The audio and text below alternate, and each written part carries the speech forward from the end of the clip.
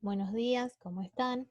En esta oportunidad quiero compartir con ustedes una nueva entrega respecto de lo que tiene que ver con los aportes de la clase de trabajos prácticos al taller de comprensión y producción de textos, tanto para las carreras de geografía como así también de historias de la Facultad de Humanidades de la UNE.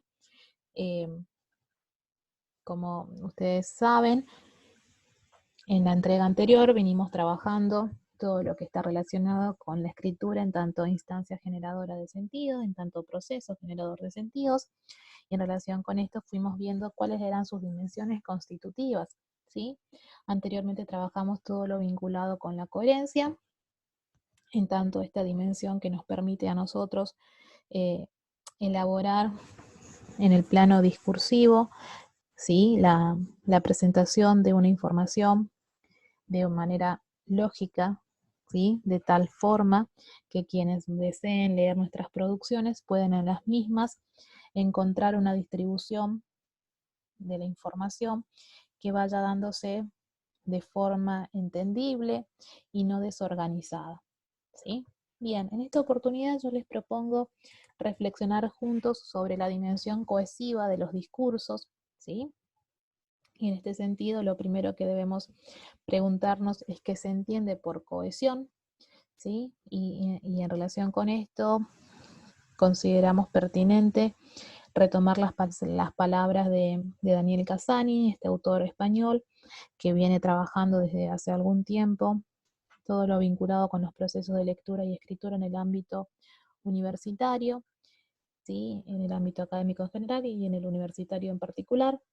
Para este autor, la cohesión se refiere a la interrelación semántica y gramatical entre las oraciones y las secuencias que componen el texto. ¿Qué quiere decir esto? Que la cohesión, por un lado, nos permite a nosotros, en tanto productores de discursos, asegurarnos el sentido, los sentidos que queremos transmitir. Es decir, nos permite a nosotros tener las herramientas necesarias para ir organizando, ¿sí? El modo en que nosotros queremos transmitir nuestras ideas. En relación con esto, apunta el uso de la cohesión o los aportes de la cohesión, contribuye tanto con lo semántico, es decir, con toda la cuestión vinculada con la configuración de los sentidos, pero sí también con lo gramatical, porque de acuerdo con nosotros vayamos organizando la información, esa información, perdón, va ganando determinada organización gramatical sobre la superficie textual, ¿sí? A diferencia de la coherencia, por ejemplo, la cohesión centra su atención de manera más local en lo que tiene que ver con la configuración de las ideas. ¿Por qué? ¿Por qué decimos esto? Porque la coherencia está centrada más en el orden de lo macro, ¿sí? Mientras que eso macro, si esa información que nosotros volvemos o tratamos de instaurar de manera lógica, solamente es posible si en lo micro nosotros hacemos un pertinente uso de la cohesión, ¿sí? En este sentido, algunos autores dicen que la cohesión, que es como la hermana de la coherencia, es el reflejo lingüístico de esta. ¿Por qué? Porque si yo no encuentro elementos, ¿sí? De índoles lingüísticos que me permitan a mí comunicar la información de manera lógica, ¿sí? Estoy cayendo en dos problemas. Mi texto va a carecer de coherencia y va a carecer de coherencia porque no tiene una ligazón adecuada, ¿sí? De las palabras que yo utilizo a las fines de configurar oraciones, oraciones que forman parte de párrafos y párrafos que constituyen la estructura del texto a través del cual yo doy a conocer mi idea, mis sentidos posibles hacia los demás. Bien, en este sentido nosotros tenemos que preguntarnos a partir de qué se concretiza la dimensión cohesiva de los discursos. Entonces, tenemos que saber que esta dimensión se concretiza a partir de los usos de los conectores. ¿Qué son los conectores? ¿Sí? Entonces nosotros vamos a entender desde esta propuesta que los conectores pueden ser, son palabras, ¿sí? Que actúan, ofician de nexos, de enlaces gramaticales, dirán otros autores, y que tiene una característica muy importante. ¿Cuál es la característica? Que estas palabras, ¿sí? Estas construcciones, estas letras, muchas veces no tienen sentido en sí mismas. ¿Qué significa eso? Que solitas carecen de toda significación posible. Solamente adquieren sentidos cuando acompañan a palabras denominadas palabras mayores, como por ejemplo los sustantivos y los adjetivos. ¿Qué quiere decir esto? Si yo enuncio solamente la construcción o la palabra y, ¿sí? En realidad no digo absolutamente nada. Pero si yo digo, los estudiosos, ¿sí? y los trabajadores de la OMS están trabajando incesantemente para encontrar la cura al COVID. ¿Qué estoy diciendo yo en este sentido? Que hay dos actores sociales que forman parte de una misma institución que están trabajando conjuntamente en función de un objetivo común. En ese sentido, el conector aditivo y sí adquiere sentido, valga la redundancia, solo no.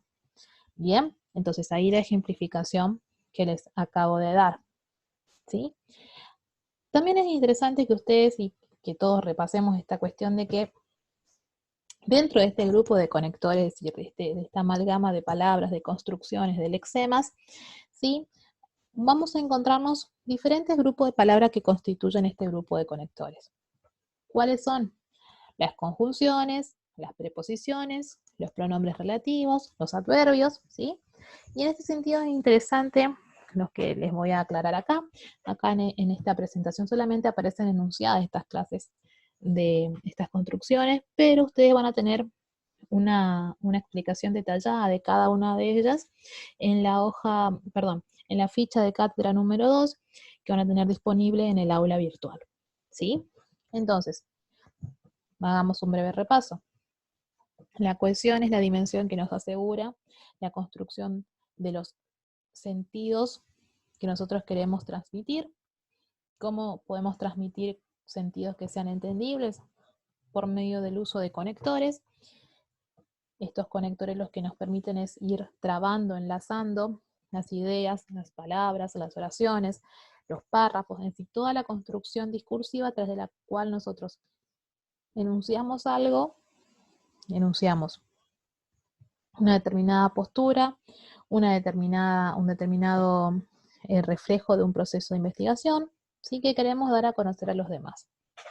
Bien, dentro de este grupo de conectores, como les acabo de decir, dentro de este grupo, este nexo de palabras, que no tiene estos nexos y palabras gramaticales, que no tienen sentido por sí solos, podemos encontrar a las conjunciones, a las preposiciones, a los pronombres relativos y a los adverbios. Como, bueno, insistir, el uso de los conectores nos permite a nosotros, ¿sí? A nosotras, la configuración de los sentidos de los discursos que queremos enunciar de una manera ordenada y coherente. ¿Sí?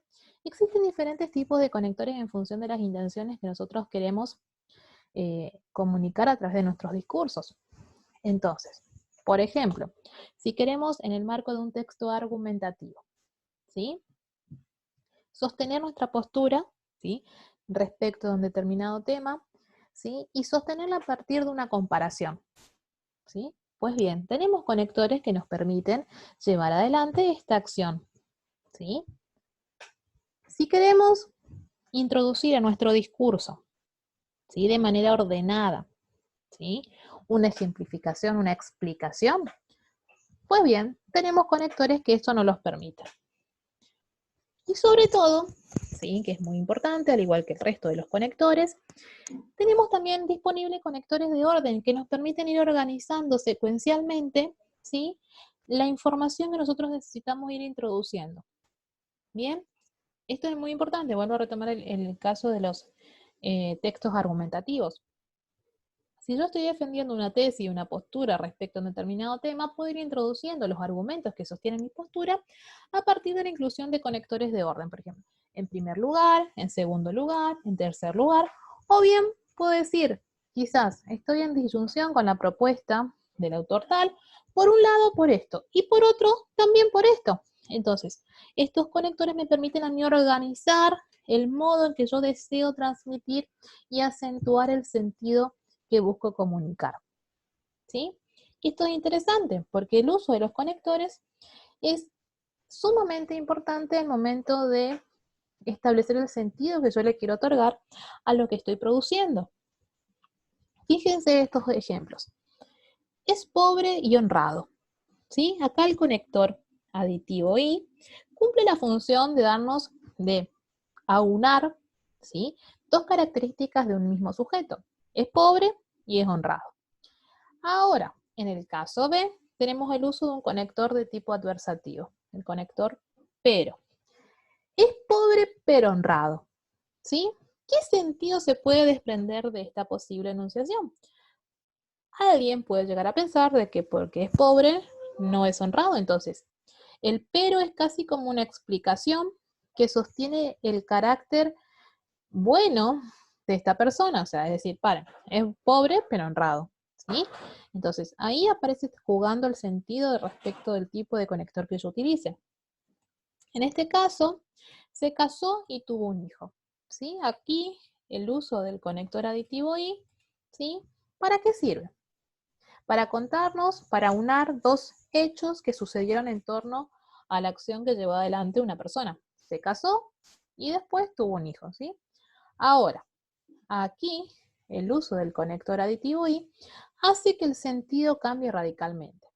Tuvo un hijo y se casó. Si uno lee este enunciado, podría llegar a pensar que a raíz de tener un hijo, se tuvo que casar. Entonces, en este caso, ¿sí? El conector y me estaría introduciendo una causa, perdón, una consecuencia respecto de una causa que es el haber tenido un hijo. Entonces, en relación con esto, es que vuelvo a manifestar, es sumamente importante que nosotros podamos hacer un uso pertinente y adecuado de los conectores a los fines de poder transmitir lo más claramente posible los sentidos que deseamos dar a conocer a los demás, bien sea a través de la escritura, bien sea a través de la oralidad. Aquí hago una salvedad. Como yo les mostraba hoy, aparecen diferentes tipos de conectores, conectores de comparación, de ejemplificación, de explicación, de orden. Existen otra gama, otros elementos, otro tipo de conectores que robustecen esta gama, ¿sí? Pues bien, aquí solamente yo lo que hice fue anunciar estas tres clases de conectores. Sin embargo, conector adversativo, ustedes van a tener disponibles en la ficha número 2, en el aula virtual, una configuración de una constelación de tipos de conectores, ¿sí? Que es mucho más amplia que esta que yo acabo de compartir aquí con ustedes. Bien, entonces en función de este breve recorrido yo les propongo que llevemos a la práctica esto que venimos repasando de manera conjunta. ¿Sí? Como ustedes verán acá aparece un discurso, un texto, ¿sí? Con determinados espacios indeterminados, para la redundancia, ¿sí? ¿Qué le falta a este texto? Ustedes se preguntarán. Yo les respondo. Les falta toda clase de conectores. Es decir, les hemos quitado todos los conectores por haber y por habido, a los fines de que, si bien el texto y uno lo lee, puede decir, bueno, sí trata respecto del acto de fumar, respecto de los fumadores y demás, pero, conector, ¿sí? Si bien puedo identificar cuál es el tema y cuáles son los subtemas que se derivan de este tema principal, me falta la conexión entre las ideas que me va dando el orden causal entre una, o el orden lógico de unión entre una cosa y la otra. ¿Bien? ¿Por qué pasa eso? Porque no hay conectores. Entonces, ¿qué les propongo? ¿Sí? Les leo la actividad. En función de la explicación vertida por la docente, como así también de los materiales brindados por estas, ficha número 1 y ficha número 2, restituya el sentido del texto presentado en la filmina anterior, es decir, de este texto que tenemos acá, el cual además lo tendrán disponible en formato PDF en el aula virtual. Una vez realizada esta actividad, comparta la misma en el foro de trabajo número 3, denominado sobre la propiedad cohesiva de los discursos. La fecha de entrega de este trabajo está estipulado para el martes 26 de mayo del 2020 hasta las 23:45. ¿Sí? Como ustedes saben, venimos trabajando en función de la cantidad de estudiantes que son. Sus producciones las suben a modo de comentarios en los foros que voy habilitando, y de esa manera yo los voy leyendo y voy dando mis retribuciones en función de sus acciones, y así vamos trabajando. ¿Sí? Bien, esta explicación que yo les acabo de brindar en esta entrega sobre la dimensión cohesiva de los conectores es la primera parte de otra que voy a compartir con ustedes próximamente, donde centraremos específicamente nuestra atención en la dimensión cohesiva de los discursos a partir o en relación con los pronombres relativos. Todo esto a los fines de que ustedes vayan aunando herramientas que les permitan mejorar cada vez más sus producciones escritas. Trabajamos en primer lugar la coherencia, en esta instancia trabajamos la cohesión.